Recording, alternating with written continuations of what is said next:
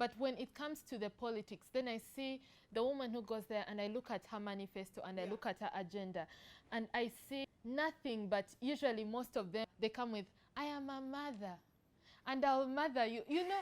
So it's like, it's a very limiting role. You know, like the country is not a child. We are not infants, and you're not the great mother. Welcome to another episode of Black No Sugar. My name is Ann Linda, and we are at Aleph Book Cafe. If you are new to our channel, please subscribe. Today we are going to talk about something that Tendo earlier on said she was heavily invested in. It's women's engagement in politics. And we have an old friend of the show. Welcome back, Maria. Thank you, and thank you very much. Yeah. And today we're going to talk about women's engagement in politics. And from my knowledge, we all identify as feminists. And so we usually have a lot to say on this matter of leadership. What is the current engagement of women in politics in Uganda? I hear a lot of, like, Rwanda seems to be having it, good there. Like, we're always feeling, what's wrong with us? What is the current engagement of women in Ugandan politics? Okay, engagement in politics. So there are two things I want us to separate. Let's separate representation, because that's where Rwanda excels, because they have, I think they have the highest number of percent 2003. Exactly, members of parliament, women as members of parliament. But when it comes to, because politics is really, really broad. It's not just getting into parliament, right? It's local government, it's ministerial positions, it's mobilizing, it's running for office, it's all of these things. So, but it's also our everyday engagement, because politics is really the management of cities, management of resources, management of systems. That's what politics actually is. Now back to the state of women's engagement in politics. Women have always been very highly engaged in Ugandan politics, because political parties have more registered female members than they do have men. If you even look at something as simple as church, because the church is also like a political setup. And it might have been the first political setup. Yes, and it was yes, it is the first and strongest political setup there is in the entire world.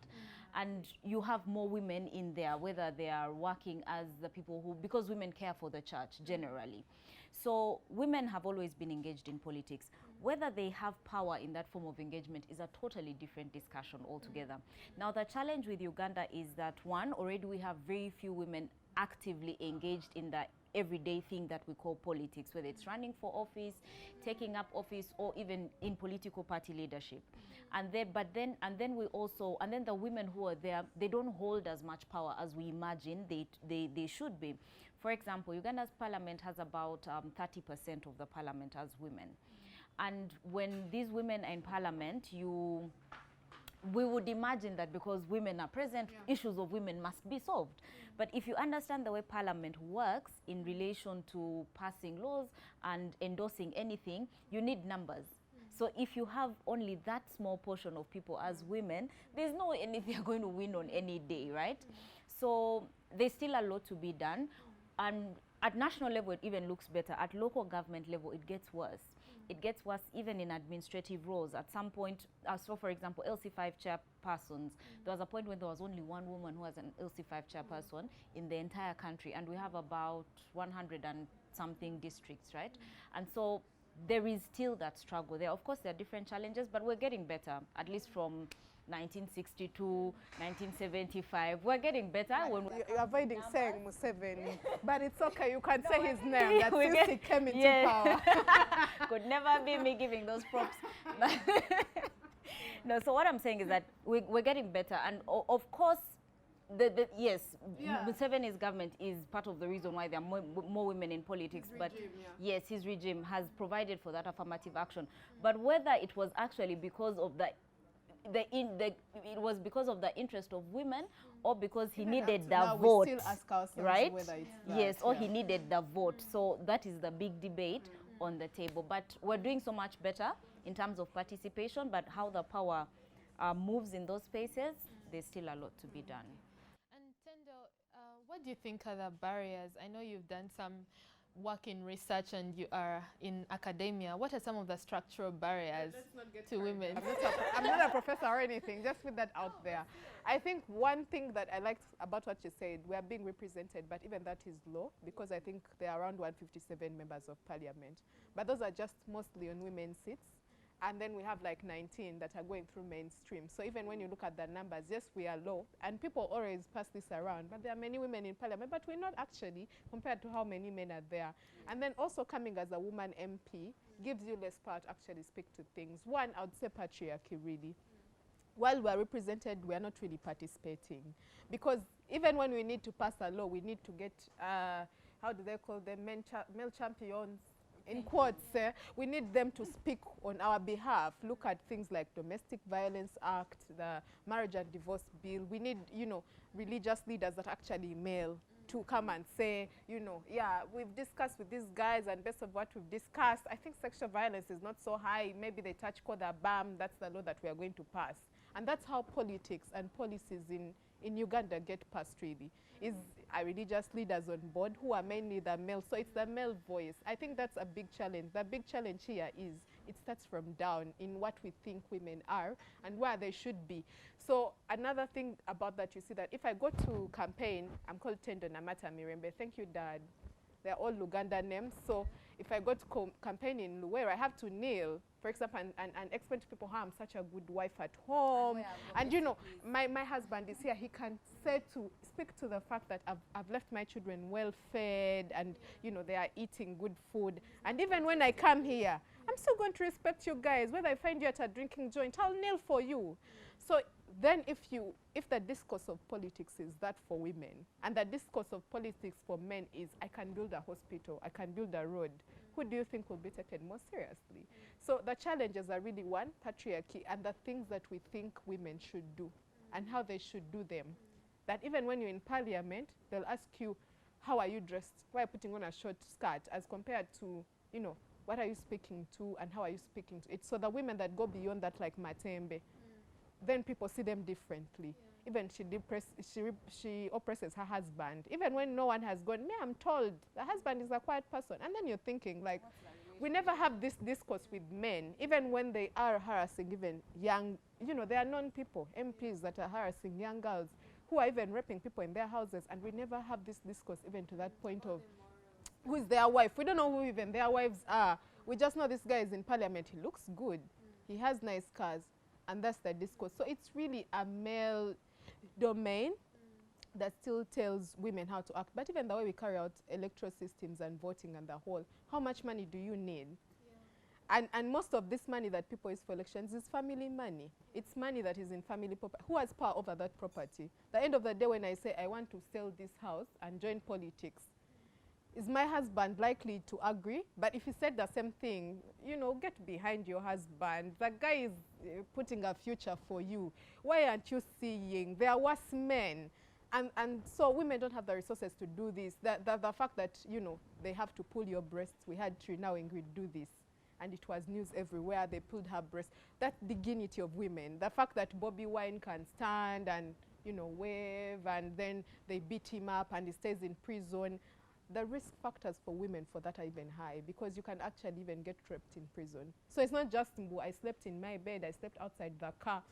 It's, am I even safe sleeping outside the car? Because the people I'm moving with can turn on me and rape me. So I think for me, politics, just one place where I feel that it has been really masculinized. There is no place for women to actually, even when they are represented, to say or to put their needs or to mainstream their needs. Because, and that's the reason anyway why we need even women in politics. One, as role models. Two, because they do politics differently. And we expect that something different may come out of it, really. But me, I'm this, so many things, really. So many things that anger me. That you'll be there and they'll say she's beautiful. Like, the discourse moves from, what you're bringing to the table. And even you as a woman, you'll see this, like, depending on the way you move. Now, for us to have green hair, you know, you become a slay queen all of a sudden, even a border guy will just be there passing. And you're like, dude, I have a master's and I run a CBO. It doesn't matter anymore because at this point you're the girl with green hair and red lipstick and whatever you say is relevant. The same won't happen to a man. A man will be in sure he's cool. Bambi, he looks like he's responsible. He went for a weekend. What did you expect? We have the same discourse about women when they're in swimming costumes at the pool when they are politicians. No, so it's crazy. Yeah, I like how you have really touched on the structural barriers coming from just social norms to very subtle things like, you know, like dressing, whether you are married, whether how you speak, and to even the climate of politics itself. It requires a lot of money, which we know that a lot of women have less resources to spare, and also the kind of how it's handled, like Ugandan or a developing country's politics, you know, and how the election goes. Like, are you ready to be thrown in jail? Are you ready to risk your life, you know, from time to time? Do you have something to contribute to that in regards to the structural barriers that women face? I think Tendo has really talked about it very, very eloquently, right? And just to add on that, Tendo said something about the way politics is structured. Politics currently is really it's on a plateau of violence, whether it's actual physical violence that they beat you, or emotional violence, or financial violence, because that's the kind of environment in which we operate. And the problem with that is today, although I am for representation, I like the idea of counting numbers, but I also know that representative elections and representative democracy is currently really not working, because who is the average Ugandan? When Tendo goes back to Luwero to run for political office and says she's running as the woman member of parliament, who is Tendo actually representing? Because half of the time, Tendo will think that the needs and the interests of those women in Luwero, because they've not gone to school like her, they do not speak English like her, they don't belong to a certain social class like her. Their needs and interests are not, they are not worthy of representation, of national representation. We can have a simple conversation like if we talked about the discourse on abortion. Abortion is, there was an entire article about how abortion is a class debate. That half of the people who are in parliament saying that no, abortion must not be legal, the religious leaders and all of these things, these are people who can afford to pay for an abortion somewhere, a decent abortion, even when it's illegal for whoever it is that's going to need that abortion. But if the woman in Luwero got pregnant from rape, or she just doesn't want the baby generally, that she cannot access that kind of care. So she's the one who's going to end up in some backdoor hospital or with a hunger. Like, you know all those graphic things that I used to tell people you shouldn't have abortions. Those are the people who are going to have that. But Tendo will not understand that. All she's going to say is no abortion and not go into the actual realities of these women. And for me, that's my struggle with representative politics today. I used to be the person like, no, we need a lot of women, and I agree entirely. But I also have my reservation on the kind of women I am going to send there, right? And that does not mean that I don't support women in politics. Let them go. Like, I'm going to be like, the numbers are really, really great, but we must also then now start progressing from the point of just counting, because that's the thing today.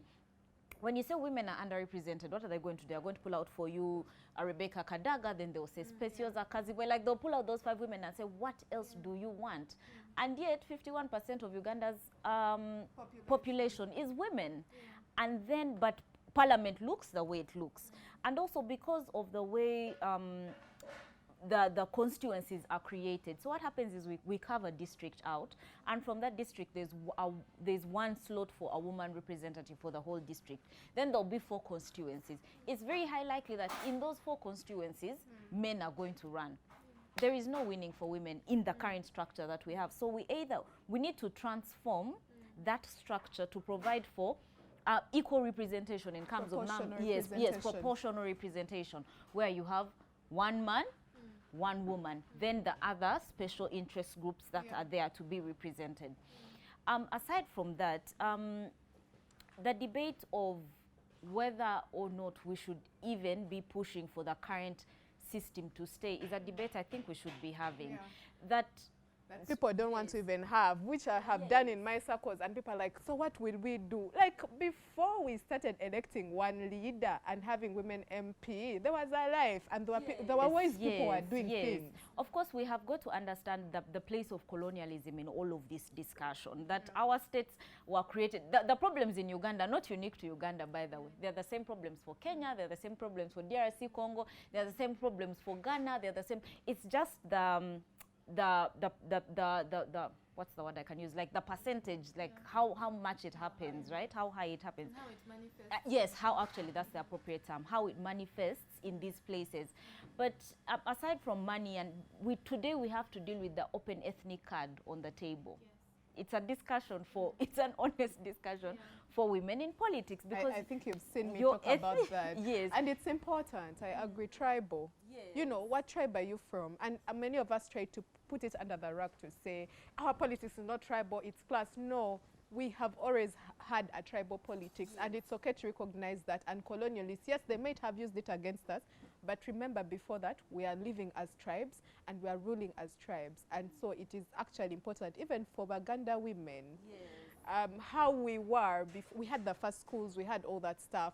So ideally in politics, we came into it first. When you look at Sarah and Tiro and the like before, of course, post-conflict, when NRM was started. Pre-colonial times, the women's engagement was very, very different. Of course, that doesn't mean that bad things were not happening to women then. I'm not trying to sanitize what we were then, but it's for us to rethink that today. Of course, the biggest struggle is how we're going to address religious matters, because that's the bedrock of everything we're dealing with today. That if we do not restructure religious institutions, if we do not restructure what religion teaches, these things are going to continue happening. Me, they already chased me from that. Oh, I chased myself. I feel like I'm sad for you, because they chased me. I chased myself. I need Maria to finish. Yes, I'm quite yes, interested. yes, because religion has given women a place, and that place is the domestic place.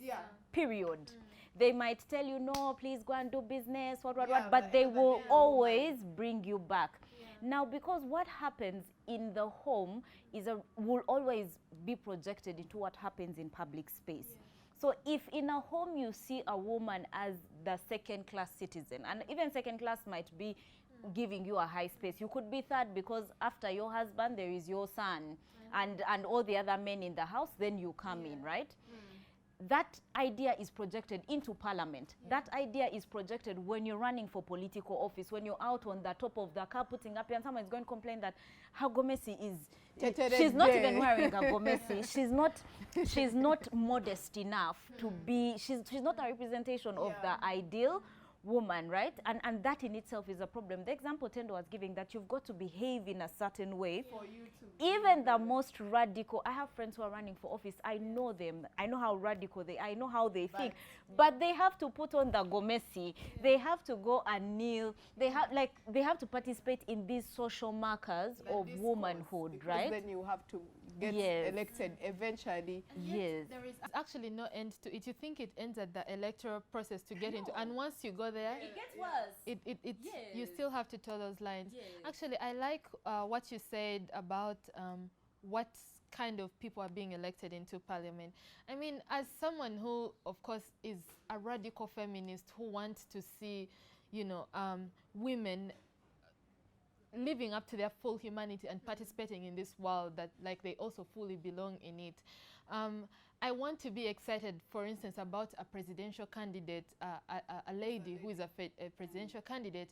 I want to say I'm going to vote for her. But the thing is, you look, yes, Maureen Chalia, exactly, and I want to be, and that's my conflict as a radical feminist who will push for women in everything. But when it comes to the politics, then I see the woman who goes there, and I look at her manifesto, and I look at her agenda, and I see nothing but, usually most of them go into they come with, I am a mother, and I'll mother you, so it's like, it's a very limiting role. Like the country is not a child. We are not infants, and you're not the great mother, you're not Gaia, you are not here to mother us. We have issues here. We have issues of that you could address, and you don't have to just address them because you're a woman or they are women's issues. Like, She doesn't have to address them because she's a woman or because they're women. Or because she treats us like her kids. Yes. But also the other thing you're forgetting is that there is patronage in politics, and therefore we are chosen because. So when we are there in political parties, we are there because we are a certain class of women, and we're expected to keep quiet about certain issues. Because, you know, yes, there are women's issues, but they're like, you know, what's your first allegiance? Are you there because you deserve it? Or are you there because for some reason you are supporting Muzei, and now because you've been on the campaign trail, Muzei is like, Onotumuecha LC5. And now you're the LC5. Oh, yeah, let's put our support behind her to become an MP. And that really affects who then shows up in politics. And that's why people don't stand behind you.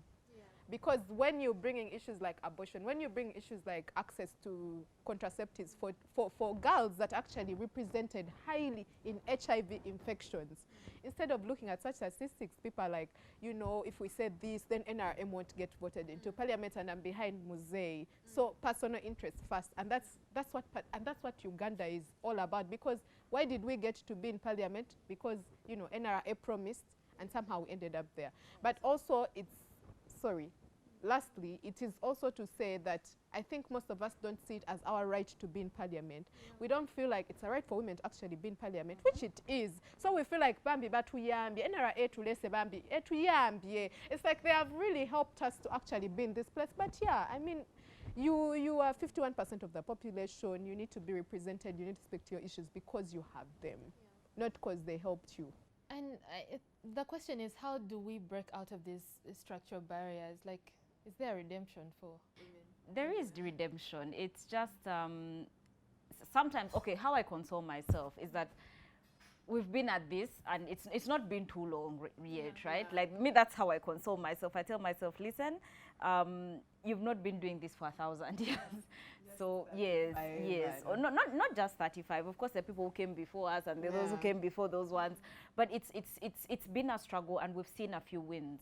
But in terms of how then we break these structures, it's in education. Of course, it's almost a catch-22 situation, right? That the people who determine what the education curriculum look like are also the president generals of patriarchy. And patriarchy is a system because then we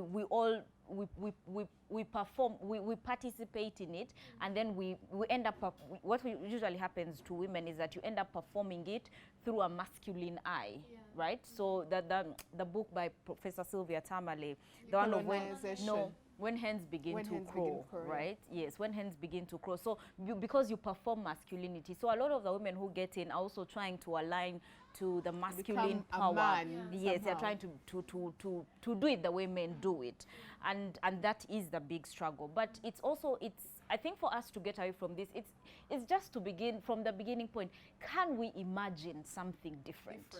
Can we just imagine? You know, the problem is, we're like, this is what we've done. This is what we've always done. Let's go. Can we imagine something different? Can we imagine a system of politics where there is space for the woman who is a mother and thinks her mothering is important to this space? But there's also space for, but her mothering is not going to be the yardstick for Tendo to be the woman in politics, right? Interested in mothering the whole generation. Thank you. But also because, like, there are realities, because human beings are a whole dynamic of things. You cannot just say that, okay, this is the one linear thing that we're going to take. It's in also stopping to have some empathy. I think one of the things that we lack as a people is that if it is not my experience, then it doesn't actually matter. One of my favorite people, and this is really not beating like a kalango, though it can low-key be, one of my favorite people in this entire election is Dr. Stella Nyanzi. I like Dr. Stella Nyanzi not even because of her radical politics before. Stella Nyanzi's entire campaign for woman representative of Kampala can be considered a class suicide, because her idea is to represent. You're not going to find Stella Nyanzi trying to campaign with people with PhDs in Kololo. No. Her entire discussion is saying, listen, there are people we have refused to listen to, and those are the people that I'm coming, that I desire to represent. Those are the people that I want to be a voice for, because you require a senior 6 to be in parliament. Many of those people do not have that, so she's taken on that mantle. So it's that kind of a different kind of politics that we actually need. But also, me, I've now come to the idea that, to the conclusion, and this is my personal thought, that maybe we need to dismantle this entire thing called Uganda and all its neighbors and restructure the states of Africa, because lest it is going to continue. The only reason why people say, we are going to commit suicide, actually, because it won't work. It's not going to work, because it was never created for you to actually be engaged in politics meaningfully. It was never. It has really barred our own agency towards directing things, because I don't think this is really working for us in the best way. Not even for the people who are benefiting from it. I think they could have benefited from it without having to employ the violence that they must, and the amount to understand, Anne, is that it's working for them. That is why they are doing that. It is working for them. How long it works for them is an entire discussion for another. But it's producing the fruit they want it to produce. If, for example, women are not engaged actively in politics, then they have less to pay to. That means women are in the domestic space, actually taking care of their needs, freeing their time to go and participate in politics. It's just, and they don't pay, you know how much it costs to pay a maid? Now they get that stuff for free. It's like, I'll do all the maid duties and then I'll be like, oh, I'm a happy wife. And guys are freeing their time to go and do politics. So for me, I think the thing to do is actually, as she said, dismantle this, rethink this whole political system. It's actually not working. But two, then we need to raise our children. Actually, raising then puts pressure on women. But we need to also create an education system where girls are actually taught to lead. We can't still have chair prefect who is always a man, and then the vice a woman. These things even annoying. Then textbooks with men who are presidents and women who are breastfeeding, showing bad mothers. We don't want that sort of stuff to be replicated to our kids, because it's a new generation. And I don't care what religious leaders say on that, because they're also leading, and they are getting where they are. They are recreating this system. Yeah, they are the wheels of the bus. They allow it to go on everything. So guys, this has been quite insightful. I am really interested to hear from our audience. If you have something to say about women's engagement in politics, how do you think we can break these structural barriers? What does a good leader, a woman who is engaging in politics look like? What does good leadership look like on that end? Let us know in the comments on our YouTube channel. We are at Aleph Book Cafe. You can come here for great food, great coffee, and books. Thank you.